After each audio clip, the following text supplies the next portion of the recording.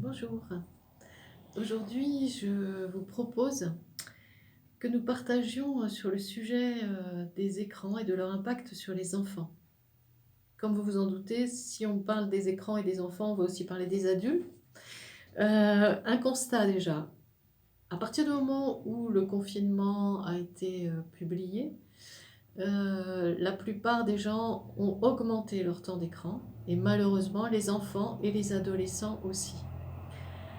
Alors, à travers cette vidéo et les échanges que nous allons pouvoir avoir, je vais vous proposer au contraire, pendant cette période de confinement, de diminuer votre temps d'écran. Vous êtes dans une situation particulière et que ce soit avec le smartphone, la télé, l'ordinateur, les jeux vidéo, les tablettes, euh, je vais vous inviter à comprendre vraiment les conséquences, notamment pour les enfants, et à constater que, au contraire, vous êtes dans une situation où vous pouvez changer vos habitudes, où vous pouvez faire des choix profonds, notamment celui de l'addiction ou de la liberté. Hein, c'est des mots assez forts, vous allez voir pourquoi je les utilise. Et dans un premier temps, ce que je vous invite à faire déjà, c'est de prendre conscience du temps que vous passez à utiliser les écrans, quel qu'il soit. Et de noter ce temps, hein, que vous ayez un coup de fil sur votre smartphone, que vous ayez un dossier à étudier sur l'ordinateur ou passer du temps pour une recherche ou une commande sur la tablette.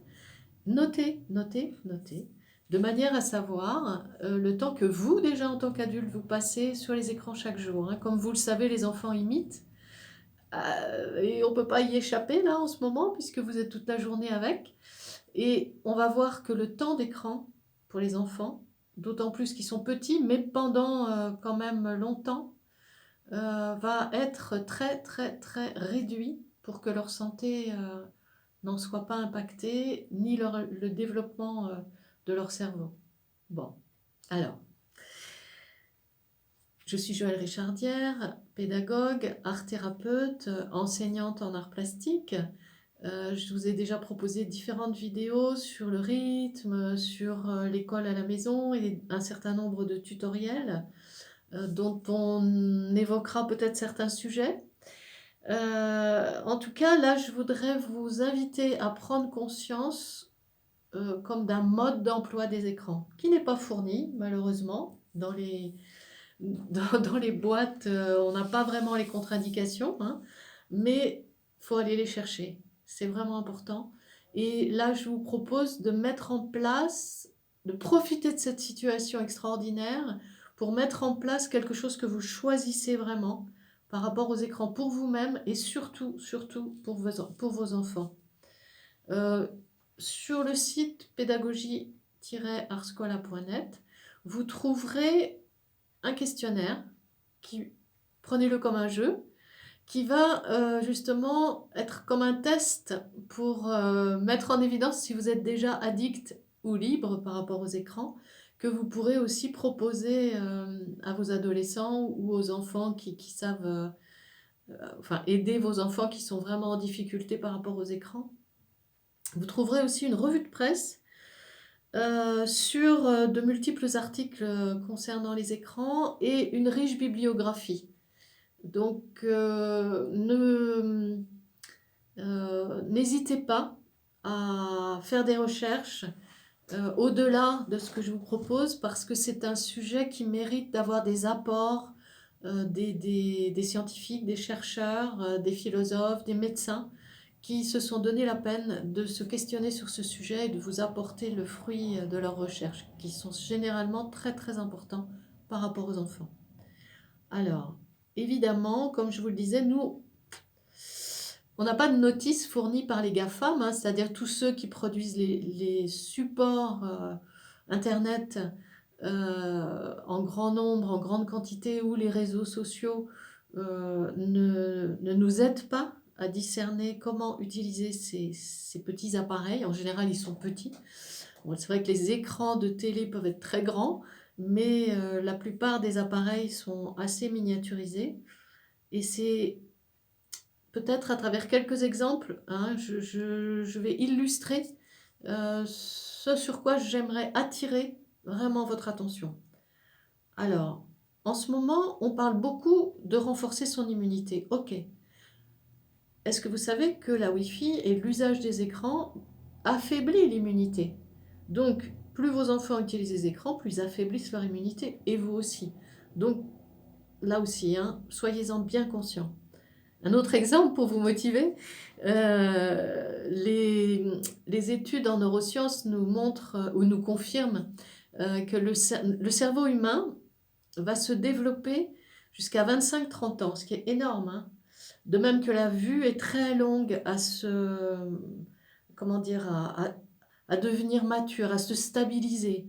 Ce qui veut dire que l'usage de ces appareils va impacter très très fort euh, des enfants et des adolescents dont le cerveau est encore très malléable, très fragile, notamment de par son impact hypnoïde. Ça, vous pouvez le vérifier forcément quand vous avez un, deux, trois enfants ou adolescents qui sont hypnotisés par l'écran et que vous coupez le courant d'un seul coup, que vous éteignez, vous avez une crise. Ça, c'est vraiment parce qu'ils sont absorbés. Leur attention est captive de ces écrans. Donc, c'est très très important et ça leur empêche de développer les facultés humaines du cerveau. Ce qui concerne le libre arbitre, ce qui concerne la créativité et beaucoup beaucoup de facultés dont tout être humain a besoin sont mises sur pause. Un troisième exemple. Je vous encourage à aller voir ou à vous informer sur le collectif CAUSE, C-O-S-E. C'est un collectif de médecins, de psychologues, de pédopsychiatres qui a constaté sur le terrain, donc hein, ce sont des gens de terrain, qui à travers leurs consultations, leurs interventions, ont constaté que les petits-enfants qui utilisent beaucoup les écrans ont des conséquences graves. Par exemple, actuellement, on est avec des enfants de 5 ans qui ne parviennent pas à parler parce qu'ils utilisent trop les écrans. C'est-à-dire que si on supprime l'usage des écrans, donc on a une phase de crise puisqu'on supprime une addiction, hein, donc il y a une phase de désintoxication, même chez les petits, qui est plus courte, mais qui va être réelle. Et à ce moment-là, l'enfant va commencer à s'intéresser au monde autour de lui et à pouvoir parler. Mais tant qu'il est médusé par les écrans, euh, il ne peut pas apprendre à parler parce qu'il y a besoin de facultés humaines pour cela, et notamment de l'empathie, notamment de la vibration, de l'amour, hein, qui passe aussi bien dans le larynx que dans la voix, dans les nuances de la voix, dans le regard. Le regard est très très important pour les petits. Donc, à savoir aussi, hein, ces professionnels ont mis en évidence qu'un enfant qui est trop sur les écrans perd sa faculté d'attention. Vous connaissez tous les problèmes qu'on rencontre en école primaire avec l'attention depuis qu'il y a ces écrans. Et ça peut aller jusqu'aux symptômes autistiques, c'est-à-dire qu'à ce moment-là, l'enfant se replie sur lui. Il n'y a plus que la lumière bleue qui l'intéresse, qui le fait diriger son attention ailleurs que dans le repli sur soi. Donc comprenez que ces outils ne sont pas sans effet secondaire, même si on les signale jamais dans les modes d'emploi. N'hésitez pas à aller voir ces associations. Et c'est un problème réel de santé publique dont nous devons nous saisir nous-mêmes, puisque cette liberté-là, on l'a. Hein, chacun, dans sa famille, on peut choisir de se réorganiser pour que le temps d'écran ne soit pas trop important. N'hésitez pas à aller voir le site de l'association Lève les yeux. C'est vrai que je vous donne des sites, hein, ça va vous amener sur les écrans, mais comptez bien le temps que vous y passez. Au besoin, répartissez sur plusieurs jours. Et vous verrez notamment sur le site de Lève les yeux, il y a le rapport sur la journée des assises, les premières assises de l'attention où il s'est passé beaucoup de choses autour des écrans et des enfants qui sont précieuses et qui donnent aussi de l'espérance pour le futur. Donc, quel est le temps d'écran? Puisque je vous parle beaucoup du temps. la notion de temps devant un écran. Quel est le temps conseillé pour les écrans? Donc, j'ai volontairement, je vais vous citer hein, le livre de Michel Desmurger, La fabrique du crétin digital, page 343, où il indique des préconisations en fonction de l'âge. Ça va? Vous êtes bien assis. Donc, avant 6 ans, c'est zéro. Zéro, euh, 0 minute, pas du tout d'écran dans l'idéal. Du temps de jeu, du temps de chanson, du temps pour courir, pour danser, pour imaginer, euh, voilà, bouger son corps, former son cerveau, former ses 5 sens, mais pas du tout d'écran. Ça, c'est l'idéal et c'est préconisé par de nombreux professionnels de la santé. Alors, entre 6 et 12 ans, là, on peut envisager entre 30 minutes et 1 heure. Bon. Et 1 heure d'écran par jour. Évidemment, aucun écran dans la chambre, pas d'écran le matin, pas d'écran le soir. Vous savez que la lumière bleue des écrans retarde l'endormissement gravement. Il y a beaucoup d'effets secondaires qui sont bons, qu'il est bon de connaître. Donc, rappelez-vous aussi, puisque on va aborder un petit peu les adolescents, pour les adolescents notamment, qui ont besoin d'utiliser les écrans dans certains contextes, vous avez aussi un tas de modules de contrôle parental qui sont tout à fait au point et qui sont utilisables dans la mesure où vous n'allez pas en abuser, c'est-à-dire vous n'allez pas entrer dans un contrôle intrusif de ce que vivent vos jeunes, mais plutôt simplement de poser un cadre de sécurité parce que, comme vous le savez, face à l'écran, on perd la notion du temps. On est fasciné et tout à coup, on se laisse emporter, sans même parler des jeux vidéo ni des réseaux sociaux. Évidemment, après, pour les adolescents, il y a le contenu. Ça, enfin, pour les enfants aussi, hein, bien sûr, mais pour les adolescents encore plus.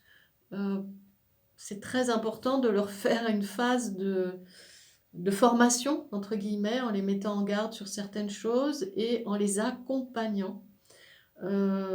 Pour les adolescents, on envisage entre 1 heure et 3 heures par jour maximum, et en étant très, très, très vigilant au phénomène d'addiction, qui est un petit peu différent de celui des enfants et qui peut entraîner d'autres addictions que vous connaissez pour les adolescents qui sont évidemment graves. Et sachez simplement que pour sortir d'une addiction aux jeux vidéo, il faut aussi en passer en général par les hôpitaux psychiatriques et des cures de désintoxication qui ne sont vraiment pas agréables.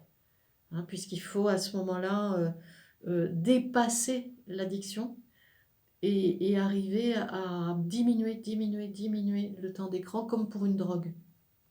Si on peut leur éviter ça, vraiment, vraiment, ça vaut la peine de dépasser des défis, des frustrations et des habitudes, des mauvaises habitudes qu'on a prises. Pour les adultes, évidemment, il y a 2 éléments hein, dans le sujet qui nous occupe.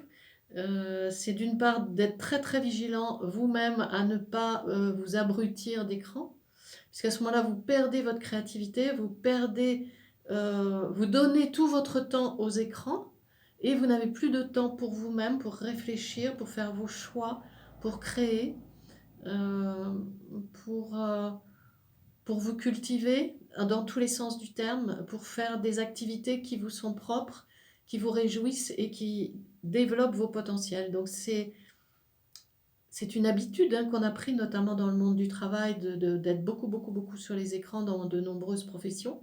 Mais ça vaut vraiment la peine en ce moment où vous êtes, certains en télétravail, mais en général c'est moins de temps, essayez de minimiser, de réduire votre temps et par la suite d'en tenir compte pour votre vie à venir, hein, votre vie professionnelle à venir. Essayez de donner autant de temps que vous pouvez à la nature en ce moment. Moins d'écran, dit Michel Desmurger, moins d'écran, c'est plus de vie. Vous vous rendez compte l'importance que ça a en ce moment? Moins d'écran, c'est plus de vie. Waouh, c'est fort, hein? Donc, je vous encourage à laisser vos enfants jouer, être ferme. Ça dure quelques jours et puis petit à petit, ils prennent d'autres orientations, hein. Tenez le coup. Vous, ça va vous renforcer, ça va vous relever aussi dans votre intégrité, dans votre force d'adulte. Et ça va aussi vous aider à participer à d'autres activités avec vos enfants, quel que soit leur âge. À savoir que pour les enfants entre 6 et 12 ans, c'est vraiment d'apprendre à apprendre et que l'empathie, hein, là vous pouvez aller voir le travail du docteur Guéguen sur ses vidéos, ses ouvrages, qui a beaucoup développé et compris profondément l'importance de l'empathie pour les enfants, et ça, aucune machine ne peut nous le donner. Donc c'est vraiment d'être humain à être humain que nous pouvons partager des activités ou qu'ils peuvent apprendre à faire des activités seuls, hein, puisque vous avez aussi besoin de pouvoir faire des choses par vous-même qui vous plaisent vraiment et qui sont différentes d'eux. Mais prenez du temps pour les aider à sentir, en ce moment-là, qu'on est quand même dans une période très particulière, à sentir l'amour qui circule entre eux et vous. Et ça, ce n'est que de l'humain. Idem pour les adolescents qui ont besoin beaucoup d'être pris en compte, même s'ils ont besoin de beaucoup être respectés dans leur point de vue différent, être entendus, écoutés. Ça ne veut pas toujours dire que vous serez d'accord, mais accueillez leur point de vue différent. Laissez du temps justement à l'imprévu, au fait de transformer vos émotions, hein. Ça, vous avez un exercice dans la précédente vidéo. Proposez-leur des exercices comme ça s'il y a trop d'émotions, parce que c'est une phase où il y en a beaucoup.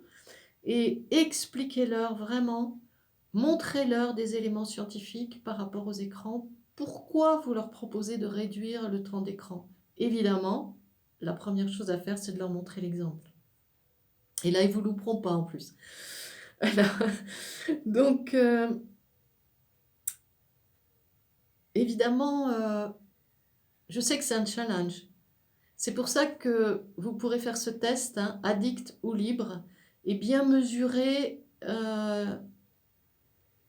ce qui va aller jusqu'à l'addiction, et que même dans ces temps de confinement, vous avez toujours une grande marge de liberté pour savoir ce que vous voulez comme vie aujourd'hui pour vous, pour vos enfants, et qu'est-ce que vous voulez comme vie pour le futur de vos enfants.